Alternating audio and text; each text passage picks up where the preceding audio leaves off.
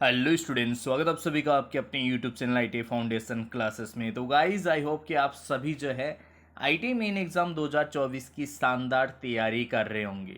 आप सभी को पता है डीजीटी की ओर से 1 अगस्त 2024 से जो है आईटी मेन एग्ज़ाम लिए जाएंगे।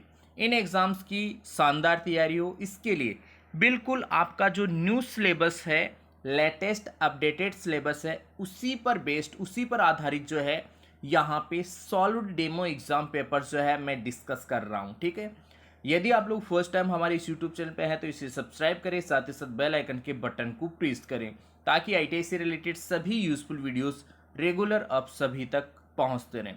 तो स्टूडेंट्स, स्टार्ट करते हैं आज का वीडियो। आज के इस वीडियो में हम लोग डिस्कस करेंगे एम्प्लॉयबिलिटी स्किल्स फर्स्ट ईयर वाले स्टूडेंट्स के लिए। ऑल ट्रेड के लिए जो है ये डेमो एग्जाम पेपर जो है यहाँ पे रहने वाला है। बिल्कुल लेटेस्ट और अपडेटेड जो आपका सिलेबस है उसी के अकॉर्डिंग यहाँ पे क्वेश्चन आंसर आपको देखने को मिलेंगे। तो आप लोग जो है वीडियो को एंड तक ज़रूर देखिएगा।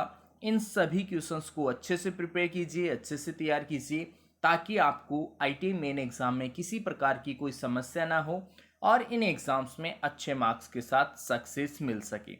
तो स्टूडेंट्स, स्टार्ट करते हैं। यहाँ पे देखिए, फर्स्ट क्वेश्चन है विच one is an exclamatory sentence. कौन सा विस्मयाद बोधक वाक्य है। विस्मयाद बोधक वाक्य का मतलब यहाँ पे सिंपल सा ऐसा है, ऐसा कोई सेंटेंस जिसमें थोड़ा आश्चर्य प्रतीत हो रहा हो। और यहाँ पे देखिए, मैं आप सभी को बताना चाहूंगा, इसमें एक्सक्लेमेटरी सेंटेंस को पहचानने का सिंपल सा तरीका यह है कि वाक्य के एंड में ऐसी सीधी लाइन और उसके नीचे बिंदु, ऐसा एक साइन बना हुआ होगा। ठीक है, तो फर्स्ट वाले क्वेश्चन में देखो ऐसा कुछ साइन है नहीं, और सेंटेंस का अर्थ अगर आप सुनोगे ना, it is a beautiful house, ये खूबसूरत घर है, तो इसमें कोई आश्चर्य है नहीं, तो ये हट गया। Is it a beautiful house, क्या यह एक सुंदर घर है, इसमें भी कोई आश्चर्य नहीं है, तो भी ये भी विस्मयादिबोधक नहीं है। थर्ड है योर हाउस इज ब्यूटीफुल, आपका घर खूबसूरत है, इसमें भी कोई आश्चर्य वाली बात है नहीं, तो ये भी नहीं है। और नेक्स्ट क्वेश्चन है what a beautiful house is it. What का मतलब यहाँ पे जो है ये सेंटेंस ऐसे कह रहा है, what a beautiful house it is, मतलब कितना खूबसूरत घर है। ठीक है, और लास्ट में देखो इज के बाद में आप लोगों को ये वाला साइन दिख रहा होगा, तो जहां कहीं पे भी ये वाला साइन दिखे वो सेंटेंस होते हैं विस्मयादि बोधक। ठीक है, एक्सक्लेमेटरी सेंटेंस। तो राइट आंसर हो गया यहाँ पे ऑप्शन डी। बढ़ते हैं स्टूडेंट्स नेक्स्ट क्वेश्चन की ओर। Goals are of two types. लक्ष्य जो है ना दो प्रकार के होते हैं। गोल्स, गर्ल्स की बात नहीं कर रहा, गोल्स की बात कर रहा है। ठीक है, तो गोल्स जो है वो दो प्रकार के होते हैं। कौन कौन से होते हैं यार, सिंपल सी चीज़ है, तो बहुत इजी सा क्वेश्चन है।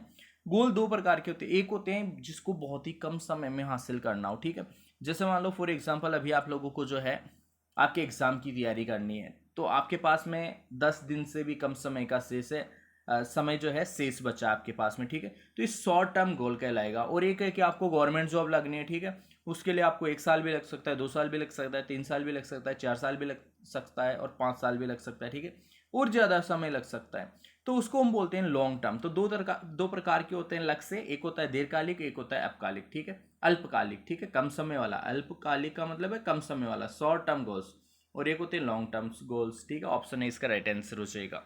बढ़ते हैं स्टूडेंट्स नेक्स्ट क्वेश्चन की ओर। विदेशी बाजारों तक पहुंच प्राप्त करने संगठनों के हित को जल्दी बढ़ावा देने के लिए किस दृष्टिकोण का उपयोग किया जाता है। देखो समझिएगा, सिंपल सा है, कोई भी विदेशी बाजार है वहां तक आपको पहुंचना है, संगठनों के हित में जल्दी बढ़ावा देना है, तो उस दृष्टिकोण को क्या कहेंगे, उस दृष्टिकोण को कहेंगे हम जॉइंट वेंचर। जॉइंट वेंचर का मतलब है, जैसे मान लो आपकी एक कंपनी है। ठीक है, एक कोई है जो विदेश में कंपनी चला रहा है, आपने क्या किया, उस कंपनी से कोलिब्रेशन कर लिया। ठीक है, दोनों ने आपने मुलाकात करके और उस कंपनी से क्या कर लिया, कोलिब्रेशन कर लिया। कोलिब्रेशन मतलब एक दूसरे से जो है मिलकर आप लोग क्या करोगे, बिजनेस चलाओगे, तो उसी को बोलते हैं हम जॉइंट वेंचर। उसी को क्या बोलते हैं, जॉइंट वेंचर। ठीक है, तो राइट आंसर हो जाएगा यहाँ पे ऑप्शन ए जो है वो करेक्ट आंसर हो जाएगा। बढ़ते हैं स्टूडेंट्स नेक्स्ट क्वेश्चन की ओर। विचारों, वस्तुओं और सेवाओं के भुगतान के रूप को कहा जाता है। देखो यार, ये तो सिंपल सा है, व्यक्ति है, यहाँ पे बोला विचार, वस्तु या फिर सेवा है। ठीक है, इन सभी के जो है भुगतान, भुगतान मतलब एक तरीके से पेमेंट। ठीक है, उसको हम क्या कहेंगे, ऑप्शन है यहाँ पे।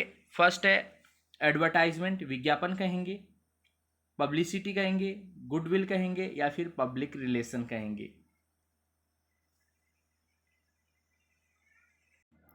तो यहाँ पे देखिए यार, इस क्वेश्चन में जो है एक्चुअल में ऑप्शन ही गलत है, ठीक है। चारों ऑप्शन में से एक भी ऑप्शन नहीं आएगा। तो फिलहाल यहाँ पे जो है इस क्वेश्चन को हम होल्ड पे रखते हैं। क्वेश्चन है नहीं, एक्चुअल में क्वेश्चन जो पूछा गया है उसके अकॉर्डिंग यहाँ पे ऑप्शन थे नहीं, इसीलिए शायद जो है इसका आंसर भी देखो छोड़ा गया है, यहाँ पे लिखा हुआ है नहीं। तो इसको ठीक है, स्किप करने वाला क्वेश्चन यहाँ पे बीच में दे रखा है। नेक्स्ट क्वेश्चन देखो, सिर की सुरक्षा के माध्यम से की जाती है। सिर की सुरक्षा जो है किसके माध्यम से करते हैं? क्या मुखौटा लगाकर सिर की सुरक्षा करते हैं? नहीं भाई। चश्मे से करते हैं? नहीं। हेलमेट से करते हैं? बिल्कुल करते हैं। तो हेलमेट इसका राइट आंसर हो जाएगा। ग्लव्स से भी नहीं करते तो राइट आंसर हो गया ऑप्शन सी। बढ़ते हैं स्टूडेंट्स नेक्स्ट क्वेश्चन की ओर। एक ईमेल में आप प्राप्तकर्ता का ईमेल एड्रेस कहाँ जोड़ेंगे? ईमेल एड्रेस कहाँ जोड़ोगे भाई? जिसे आप ईमेल की कॉपी भेजना चाहते हैं, जिसे आप ईमेल की कॉपी भेजना चाहते हैं उसे हम बोलते हैं सीसी। क्या बोलते हैं? सीसी। तो ऑप्शन सी यहाँ पे जो है करेक्ट आंसर हो जाएगा। आप प्राप्तकर्ता ईमेल कहाँ जोड़ते हैं? सीसी पे, ठीक है। नेक्स्ट क्वेश्चन देखो, नेक्स्ट क्वेश्चन है the 3 R's to save environment. देखो यार, ये भी सिंपल सा क्वेश्चन है, एक तरीके से साइंस वाले चैप्टर्स में आप लोगों ने स्कूलिंग में भी पढ़ा होगा ये क्वेश्चंस। 3 R के बारे में यहाँ पे बोला है, ठीक है। 3 R, और किसको बचाने के लिए? सेव एनवायरनमेंट, पर्यावरण को बचाने के लिए। तो इसके लिए जो 3 R है वो है, पहला होता है रिड्यूस, रिड्यूस का मतलब होता है कम यूज़ करें, ठीक है। सेकंड होता है रिसाइकल, रिसाइकल का मतलब होता है फिर से यूज़ करें, ठीक है। और रिसाइकल का मतलब पुनः चक्रण करना, एक तरीके से जैसे मान लो प्लास्टिक है, उसको एक बार यूज़ कर लिया, फिर आप दोबारा लेके गए, फिर उसको जो है पिघला कर वापस से जो है उसका रिसाइकल किए। और थर्ड है रीयूज़। रीयूज़ और रिसाइकिल यहाँ पे दोनों डिफरेंट है, आप समझिएगा इसको। रिसाइकिल में क्या करते हैं, फिर से फैक्ट्रीज में ले जाकर फिर से तैयार करते हैं। और रीयूज़ का मतलब है जैसे मान लो एक डिब्बा है आपके पास में प्लास्टिक का, ठीक है, उसको बार बार एक ही चीज़ को बार बार यूज़ कर रहे हो, वो रीयूज़ कहलाता है। और रिसाइकिल है पुनः तैयार करके फिर यूज़ करना, वो रीयूज़ रिसाइकिल कहलाता है, ठीक है। और रिड्यूस का मतलब है कम से कम इस्तेमाल हो प्लास्टिक वाली चीज़ों का, ठीक है। तो यहाँ पे ऑप्शन बी जो है करेक्ट आंसर हो जाएगा, रिड्यूस, रिसाइकिल और रीयूज, ठीक है। इसके बाद में स्टूडेंट्स नेक्स्ट क्वेश्चन, आपकी पहचान को गठित करने में निम्न में से कौन सा सही नहीं है? पहचान को गठित करने में कौन सा सही नहीं है?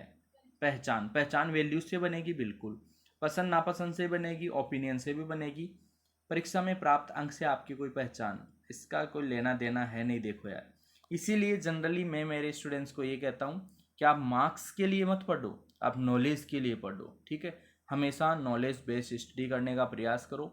ऑप्शन डी इसका राइट आंसर हो जाएगा, ठीक है।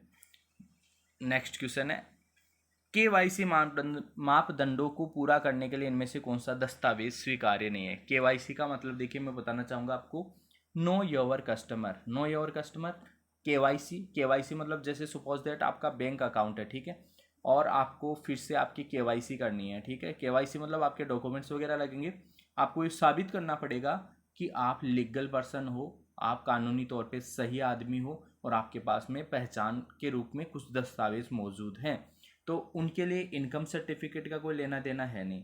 वैलिड आईडी कार्ड चाहिए आपको, रेजिडेंशियल सर्टिफिकेट, आवासीय प्रमाण पत्र ये भी आपको चाहिए, राशन कार्ड भी आपको चाहिए, ठीक है।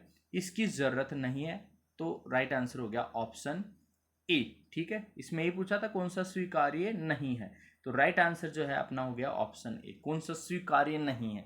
तो इनकम सर्टिफिकेट की कोई आवश्यकता नहीं होती, हाँ बाकी तीनों की आवश्यकता होती है, किसकी आवश्यकता नहीं होती ये पूछा था उसने, इसलिए राइट आंसर गया अपना ऑप्शन ए। बढ़ते हैं स्टूडेंट्स नेक्स्ट क्वेश्चन की ओर। विंडोज में बनाए गए नए फोल्डर को डिफॉल्ट, नए फोल्डर को तो यार आप सभी को पता है भाई, नया फोल्डर जो है उसे हम न्यू फोल्डर कहेंगे। नया folder, new folder, newly created folder जो है न्यू फोल्डर कहलाएगा। इजी सा क्वेश्चन था, ऑप्शन सी राइट आंसर हो जाएगा। नेक्स्ट क्वेश्चन देखो, short analysis S stand for.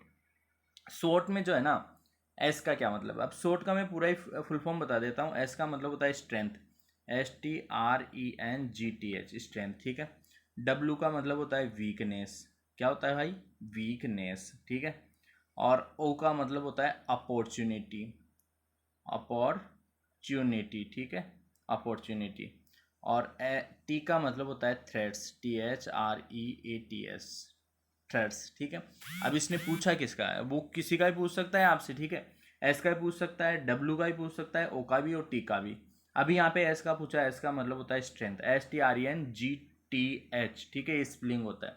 तो स्ट्रेंथ कौन से ऑप्शन में, ऑप्शन सी में है, तो राइट आंसर हो गया अपना ऑप्शन सी, ठीक है। चलो बढ़ते हैं नेक्स्ट क्वेश्चन की ओर। सभी डिलीट की गई फाइलें कहाँ स्टोर की जाती है? डिलीट की हुई जो होती है ना यार, देखो वो रिसाइकिल बिन में जाती है, ठीक है, ये तो आप सभी को पता होगा। डिलीट की हुई फाइलें अपनी रिसाइकिल बिन में जाती है, तो राइट आंसर हो गया ऑप्शन ए।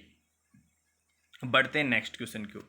ईपीएफ, पीएफ देखो ये समझिएगा, पीएफ करता है ना सैलरी वगैरह, उससे रिलेटेड एक क्वेश्चन है। ईपीएफ अधिनियम 1962 के अनुसार मूल वेतन से कर्मचारी के योगदान का न्यूनतम प्रतिशत कितना है? तो मैं आप सभी को बताना चाहूंगा कि न्यूनतम जो प्रतिशत है वो 12% है, ठीक है। न्यूनतम 12% का पीएफ कटेगा ही कटेगा, ठीक है। कम से कम 12%, ज़्यादा भी कर सकता है, कम से कम, यहाँ पे बोला न्यूनतम प्रतिशत कितना है, तो पीएफ जो है वो न्यूनतम 12% करता है ईपीएफ, ठीक है। ईपीएफ एक्ट 1962 में आया था ये। इसके अकॉर्डिंग जो भी जैसे गवर्नमेंट जॉब कर रहे हैं ना, उनके तो 100% पीएफ करता है। कई प्राइवेट कंपनियां होती है, जैसे आप भी मान लो प्राइवेट कंपनियों में जॉब करोगे, तो वहाँ पीएफ कटेगा कि नहीं कटेगा, ये क्वेश्चन होगा आपके दिमाग में। और पीएफ कटेगा तो कितना कटेगा, तो कम से कम 12% करता है, जनरली 12% ही रहता है, ठीक है। तो राइट आंसर हो गया यहाँ पे ऑप्शन बी। बढ़ते हैं इसके बाद में नेक्स्ट क्वेश्चन की ओर। Which one is a cyber crime? Cyber crime कौन सा है, ये तो आप बता ही दोगे। मित्रों के साथ चैटिंग करना साइबर क्राइम नहीं है, ऑनलाइन परचेजिंग करना साइबर क्राइम नहीं है, सेंडिंग ईमेल ईमेल भेजना ये भी साइबर क्राइम नहीं है, ऑनलाइन गेमलिंग जुआ खेलना, ऑनलाइन जुआ खेलना क्या है, साइबर क्राइम है, ठीक है, साइबर अपराध है। तो राइट आंसर हो गया अपना ऑप्शन डी। बढ़ते हैं स्टूडेंट्स नेक्स्ट क्वेश्चन की ओर। पीपीई स्टैंड्स फॉर, पीपी का फुल फॉर्म पूछा है यहाँ पे। पीपी का फुल फॉर्म होता है पर्सनल प्रोटेक्टिव इक्विपमेंट, ठीक है। अब देखो इसमें कौन सा है, पर्सनल प्रोटेक्टिव इक्विपमेंट ये है क्या, नहीं है। ऑप्शन बी में है, नहीं है। ऑप्शन सी में पर्सनल प्रोटेक्टिव इक्विपमेंट, तो यही तो राइट आंसर हो गया। पर्सनल प्रोटेक्टिव इक्विपमेंट किसका फुल फॉर्म है, पीपीई का, ठीक है, याद रखोगे। इजी सा है, ज़्यादा टफ है नहीं, personal protective equipment. Next question है, आप एटीएम में गए 500 रुपये निकालते हैं, एटीएम मशीन आपको 5000 रुपये देती है। ओहो मज़े हो गए भाई, पार्टी करेंगे हैं। निम्न में से कौन सा नैतिक रूप से सही है? नैतिक रूप से सही कौन सा है? अब आपके मन में हो सकता है अलग आंसर आ रहा हो, लेकिन वो नहीं करना आपको। नैतिक रूप से जो सही करना है ना, वो आंसर यहाँ पे टिक करना है, तभी मार्क्स मिलेंगे। कहीं आप सोचो नहीं सर मैं तो मेरे हिसाब से देख लूंगा, ऐसा नहीं चलेगा भाई। रुपए ले जाएं, अब जनरली आप सोच रहे होंगे यार हम तो लेके भग जाएंगे, ऐसा नहीं है, नैतिक रूप से सही नहीं है। गरीबों को पैसा दें, हाँ अब वैसे आप सोच रहे होंगे कि हाँ ये नैतिक रूप से सही है, लेकिन गरीब को पैसा दो कमा के भाई, एटीएम से निकला है ना वो नहीं देना आपको, ठीक है। तो ये भी नैतिक रूप से सही नहीं है। एटीएम के पास गिरा दें, ये भी नैतिक रूप से सही नहीं है। शिकायत दर्ज करें, हाँ एटीएम से आए ना तो आप बैंक के पास, बैंक वाले के पास ही जाओ और कंप्लेन करो कि यार देखो ये ऐसा हो रहा है, ठीक है। तो राइट आंसर हो गया ऑप्शन डी। नेक्स्ट क्वेश्चन है क्वेश्चन नंबर 17। ASAP, देखो एज सून एज पॉसिबल होता है, मैसेज वगैरह के अंदर आप लोगों ने सुना होगा, या फिर आपने कभी चैटिंग वेटिंग की होगी आपकी सेटिंग से, तो उस सेटिंग की ओर से जो है ऐसा लिखा हुआ मिला होगा। अब मेरे को जहाँ तक यकीन है ना आप लोगों के ऊपर, आप लोगों को इसका मीनिंग नहीं पता होगा, हाँ हो सकता है किसी को पता भी हो, है कि नहीं है। तो इसका मीनिंग होता है एज सून एज पॉसिबल, जितना हो सके उतना जल्दी, ठीक है, इसका मीनिंग। तो इसीलिए मैं आप लोगों को कहता हूँ यार थोड़ा पढ़ाई पे भी ध्यान दो, पढ़ाई पे ध्यान दोगे ना तो सारी चीज़ें बढ़िया चलेगी। और पढ़ाई के अंदर ही अगर कमज़ोर रह गए ना अपन, तो बाकी की चीज़ों में भी हम कहीं ना कहीं कमजोरी रह जाएंगे, पिछड़ जाएंगे। ऐसा मैं चाहता नहीं, मैं चाहता हूँ आप लोग सब जगह जो है ना स्टूडेंट्स को सक्सेस मिले, पढ़ाई में भी और बाकी के कामों में भी। तो हर काम में सक्सेस के लिए पढ़ाई थोड़ा ज़रूरी हो गई प्रेजेंट समय में, ठीक है। तो एज सुन एज पॉसिबल इसका फुल फॉर्म होता है ASAP का, ठीक है। चलो बढ़ते हैं नेक्स्ट क्वेश्चन की। ABC of first aid stand for, हाँ देखो ABC of first aid, first aid मतलब प्राथमिक चिकित्सा, और प्राथमिक चिकित्सा में ABC का क्या मतलब होता है? प्राथमिक चिकित्सा में ABC का मतलब होता है, ए का मतलब होता है एयरवे, देखो ए का क्या मतलब होता है, एयरवे, ठीक है। बी का मतलब होता है ब्रीदिंग, बी का क्या मतलब होता है, ब्रीदिंग मतलब श्वास लेना, ठीक है। और सी का मतलब होता है सर्कुलेशन, सी का मतलब क्या होता है, सर्कुलेशन, सर्क्यूलेशन, सर्कुलेशन, ठीक है। तो कौन से ऑप्शन में, फर्स्ट वाले में नहीं है। ऑप्शन बी में क्या है, airway breathing circulation, option B सही है, सही है। ऑप्शन सी क्या है, एयरवे ब्रीदिंग कंप्रेशन, ये भी गलत हो गया। ऑप्शन डी है एयरवे ब्लीडिंग, ये भी गलत हो गया। तो ऑप्शन बी जो है ना इसका राइट आंसर हो गया airway, breathing and circulation. Option B इसका राइट आंसर हो गया। ठीक है, बढ़ते हैं नेक्स्ट क्वेश्चन की ओर। Which of the following is not a part of employ rights. निम्न में से कौन कर्मचारी अधिकारों का हिस्सा नहीं है। देखो यार, कर्मचारी जो भी होते हैं ना किसी भी कंपनी में, उसके पास बहुत सारे अधिकार होते हैं, जैसे सुरक्षा का अधिकार, ठीक है, उसके मान सम्मान का अधिकार, उसकी मजदूरी टाइम पे भुगतान मिले उसका अधिकार। कौन सा अधिकार नहीं है? तो यहाँ पे बोनस का अधिकार, अगर बोनस वो काम कर रहा है तो बोनस का अधिकार है। ठीक है, कौन सा नहीं है पूछा?